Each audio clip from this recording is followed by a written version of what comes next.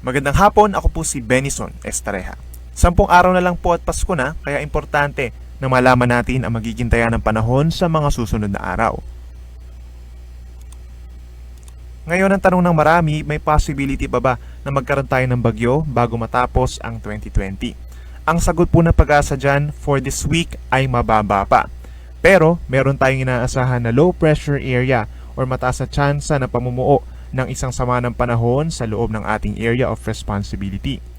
Base po sa forecast ng Pag-asa, particularly the Climatology Division, posibleng may babuo as early as Thursday or Friday dito sa silangan ng Mindanao, and then eventually over the weekend po ay tatawid ito sa Southern Visayas, Northern Mindanao area.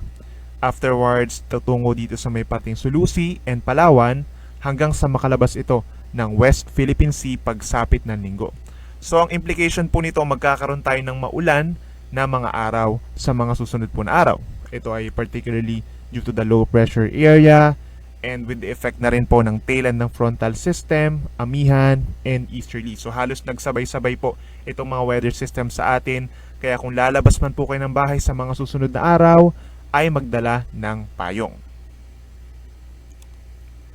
Para naman sa ating magiging taya ng panahon, meron po tayong iba't ibang weather systems tulad ng nabanggit ko. Lumalakas pa rin po yung northeast monsoon natin or amihan sa ngayon. So kasalukuyan itong nagdadala ng malamig na panahon dito sa norte. Meron naman tayong easterlies o yung hangin galing sa Pacific Ocean. Ito yung nagdadala ng bahagyang mainit na temperatura at mga pag-ulan din sa Southern Luzon, Visayas, and Mindanao. Yung boundary ng easterlies at ng amihan ay yung tinatawag natin na tail end ng frontal system.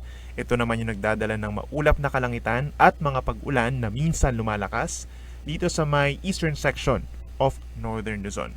Kapansin-pansin din po, meron tayong cloud cluster dito sa may parting Southern Palawan na posibleng magdala ng malakas na pag-ulan doon sa mga susunod na oras. Pero hindi po natin ito inaasahan na magtatagal or magiging isang low pressure area or bagyo.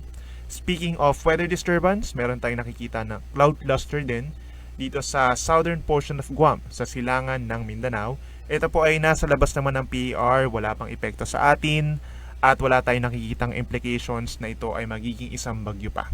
So possible na manggaling dito yung tinatawag natin na low pressure area na posibleng mabuo bago mag-weekend.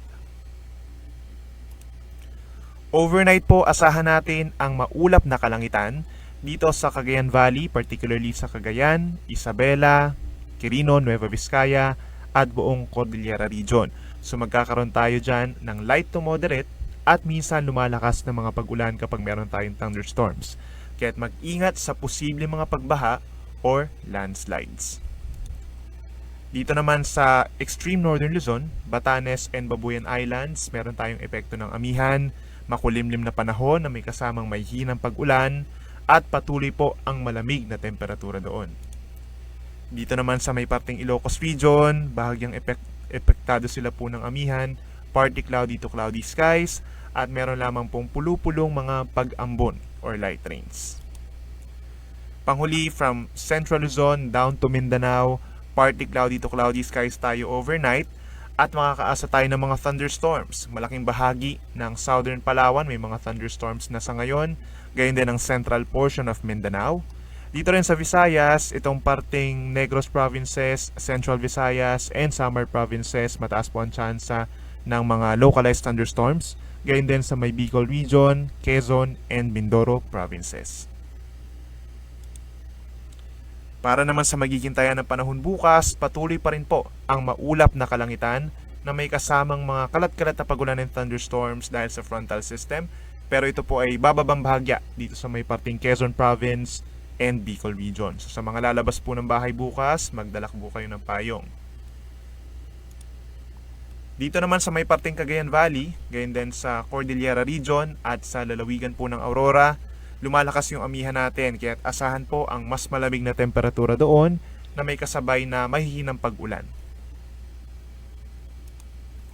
And over Ilocos Region, gayon din ang natitirang bahagi ng Central Zone, Metro Manila, rest of Calabar Zone, and Mimaropa, partly cloudy to cloudy skies naman tayo, at meron lamang tsansa ng mga mahihinang pag-ulan or isolated light rains. Sa ating mga kababayan sa Visayas and Mindanao, by tomorrow naman po ay fair weather conditions ang kanilang mararanasan. Dahil sa easterlies, mataas lamang po yung tsansa ng mga thunderstorms, lalo na po dito sa may Eastern Visayas, Caraga Region, and Davao Region.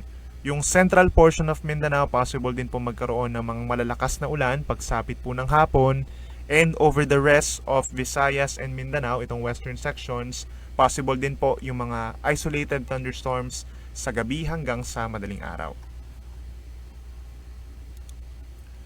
Para naman sa ating mga naglalayag na kababayan, meron tayong gale warning pa rin dito sa norte. Baybayin ng Batanes, gayon din ang buong Cagayan, kabilang na ang Babuyan Islands, baybayin ng Ilocos Norte and Ilocos Sur, La Union, hanggang sa Pangasinan.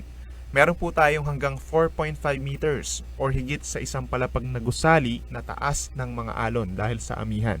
Delikado po ito sa mga small sea vessels, so pagbabawalan po kayo na pumalaot. And take note po, no, lumalakas yung ating amihan, kaya asahan po natin sa mga susunod na araw, mas marami pang lugar sa Luzon na magkakaroon ng gale warning. Eventually, hanggang dito po sa may Eastern Visayas and Eastern Mindanao, tataas yung ating mga alon. Para naman sa ating 3-day weather outlook over Metro Manila, asahan po sa Thursday at sa Friday, may times pa naman po na maaraw at meron lamang tsansa ng mga may hinang pag-ulan, lalo na sa gabi hanggang madaling araw. Pagsapit ng Sabado, asahan na po yung makulimlim na panahon sa Metro Manila, mas malamig hanggang 22 degrees Celsius at meron pong tsansa ng mga may hinang pag-ulan. Sa mga nakatira po sa Baguio City, panatilihin po ang pagsuot ng jacket at kung lalabas man ng bahay, magdala po ng payong. Meron pa rin tayong epekto ng amihan Thursday and Friday hanggang 14 degrees Celsius.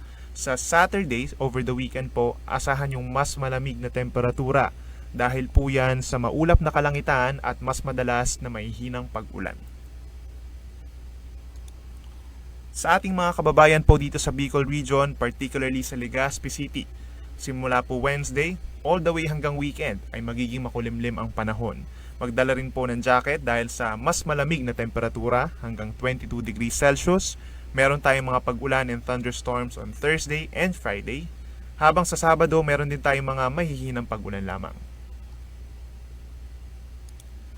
Sa atong mga kaigsuonan din sa Metro Cebu, asahan pa rin ang partly cloudy sky sa Thursday at sa Saturday. Pero sa Friday po, asahan natin yung maulap na kalangitan. Possible effect po ito ng tail end ng frontal system. So may chance rin ng mga light to moderate at times heavy rains. Panghuli sa atong mga kaigsuonan din sa Metro Davao, pagsapit po ng Thursday, magiging makulimlim ang panahon. Makakaasa rin po ng mga malalakas na mga pag-ulan kung minsan dahil po yan sa maaring pagpasok nitong easterlies or the low pressure area na minamention po natin kanina. Sa Friday and sa Saturday naman, bahagyang mas bubuti yung panahon kumpara nitong Thursday at meron lamang pong tsansa ng mga pag-ulan na walang kinalaman sa bagyo. Si Haring Araw po ay lulubog maya-maya lamang 5:29 at muli itong sisikat bukas 6:13 ng umaga. Yan muna latest mula dito sa Weather Forecasting Center ng DOST Pag-asa. Ako muli si Benison Estareja na nagsasabing sa anumang panahon, Pag-asa ang magandang solusyon. Magandang hapon.